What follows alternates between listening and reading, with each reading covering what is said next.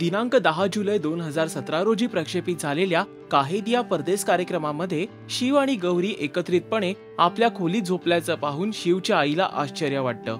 गौरीची आजी जेव्हा हे पाहते त्यावेळी शिव आणि गौरीला सावध करावं असं त्यांना वाटू लागतं.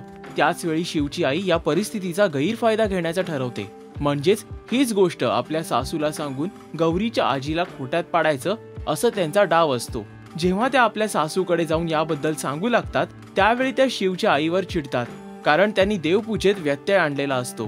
तेव्हा शिवची आई त्यांना विनवणी करू लागते की तुम्ही स्वतःच्या डोळ्यानं घडलेला प्रकार पाहू शकता. ती त्यांच्या पाया देखील पडते. एव्हाना गौरीची आजी झोपलेल्या शिव आणि गौरीला खिडकीतून हाक देते.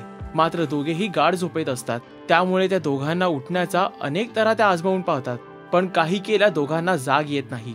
शिवची आई जेव्हा शिवच्या आजीला गौरीच्या आजीच्या चुका दाखवण्यासाठी तिथे घेऊन येते आणि खोलीतून ज्यावेळी शिवला बोलवू लागतात त्यावेळी आश्चर्य म्हणजे शिव आपल्या खोलीतून बाहेर न येता दुसरीकडून येऊन आपल्या आईला हाक मारत असल्याचं कारण विचारू लागताच त्याच्या आईला आश्चर्य वाटतं. तसंच ज्या खोलीत शिव आणि गौरीला एकत्र पाहिलं होतं तिथून गौरी आपल्या आजीसह बाहेर येते.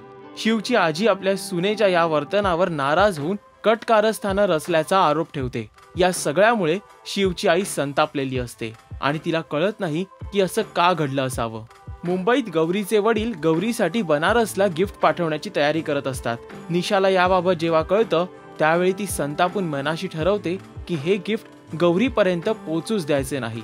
येत्या भागात हे पाहणं इंटरेस्टिंग असेल जेव्हा शिवची आई गौरीला प्रश्न करेल की तुम्ही षडयंत्र कसं आणि का रचलं, आणि त्यावर गौरी कशा तऱ्हेनं काय उत्तर देणार हे पाहणं देखील औत्सुक्याचं असणार आहे.